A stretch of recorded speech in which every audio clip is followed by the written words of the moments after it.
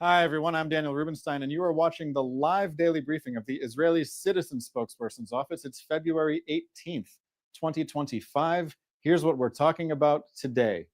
Israel is keeping the commitments that it made in the ceasefire deal with the government of Lebanon in November and continuing to withdraw from Lebanon. The government of Lebanon is not keeping its commitment to the ceasefire deal. The government of Lebanon is required to disarm Hezbollah. Hezbollah remains armed. The government of Lebanon has not disarmed it. If Hezbollah is armed, it's a violation of the deal. Israel reserves the right to enforce the deal at a time and place of its choosing. It's scary what the Israeli military is finding in southern Lebanon near the Israeli border. In recent weeks, the IDF located an underground bunker that belonged to Hezbollah's special forces. The structure was dozens of meters long. It had living quarters and combat equipment. The IDF destroyed the structure.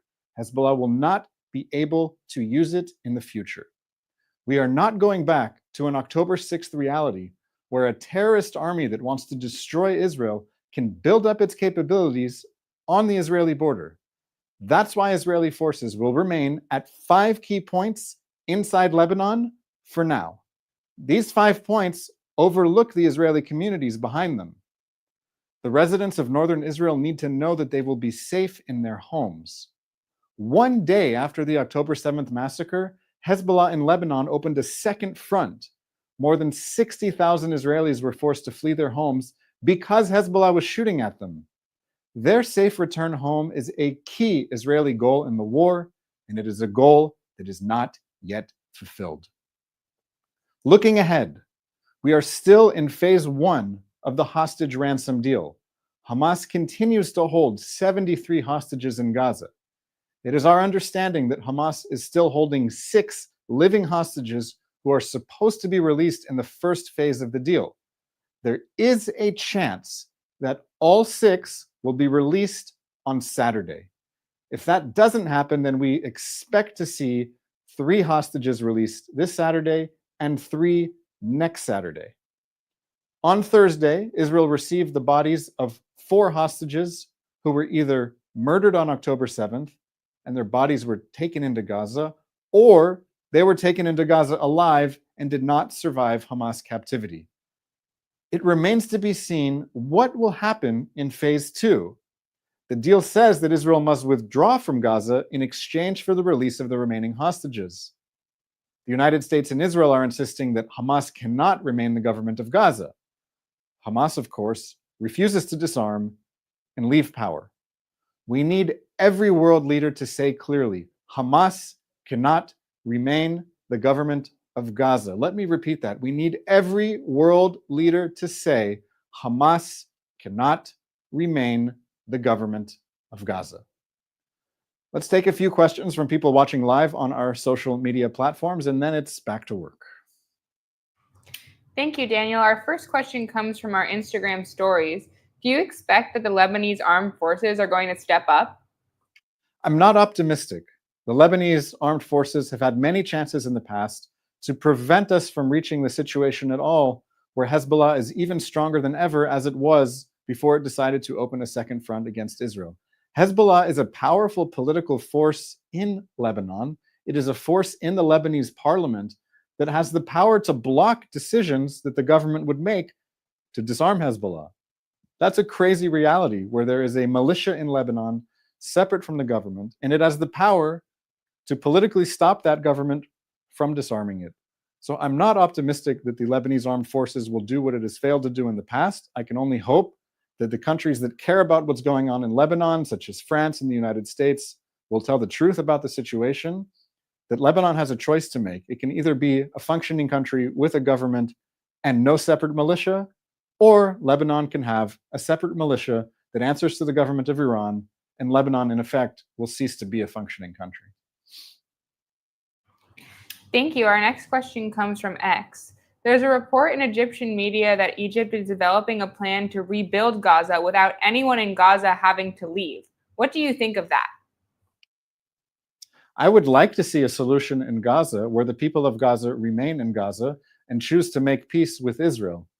Right now, what we're seeing is people are calling for the reconstruction of Gaza, but they are not calling for Hamas to be out of power in Gaza.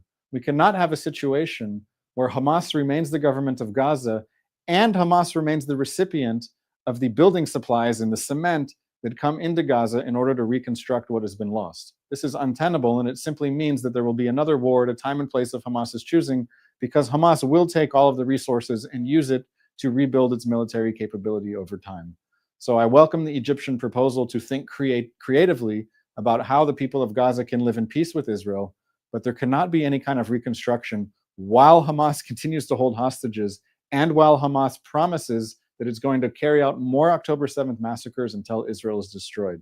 So let's keep an eye on what the Egyptians are proposing, because they have a lot of power, because they are sitting on the other side of the Gaza border. So if Egypt is willing to get creative, I would be optimistic about this. I would accept it positively. But if Egypt is not willing to say that Hamas must be removed from power in Gaza, then I would be quite suspicious of Egyptian proposals. Thank you. Our next question comes from Carmen on YouTube. Do you believe that the Palestinians should have their refugee status removed? If so, would that help stop providing a reason to attack Israel? Certainly a key part of Palestinian identity is that the refugees from the 1948 war, which the Arab side started and lost, these refugees from 1948, who are originally 700,000 of them, they and their descendants have the right to return to what is now Israel. This is a key component of Palestinian identity. It is Hamas, it is Fatah, it is every Palestinian political faction believes this.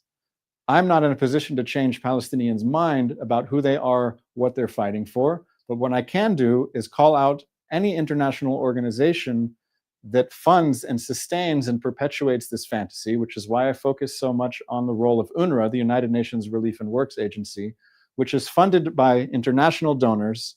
It is effectively funding Hamas's education system in Gaza to perpetuate this idea that the Palestinians are forever refugees. My perspective is that the people of Gaza are at home in Gaza, and they are not refugees from somewhere else with a right to go back to that place. If you're in Gaza, Gaza is your home. There's also Palestinians in the West Bank who are calling themselves refugees. That is to say that there are Palestinians in what they call Palestine also saying they're refugees from Palestine. It doesn't make sense. It's a huge contradiction, and we should call it out and try to oppose any effort that this fantasy can be sustained, because it is this fantasy that ultimately fuels Hamas and the October 7th massacre. Thank you. Our next question comes from Rebecca on YouTube.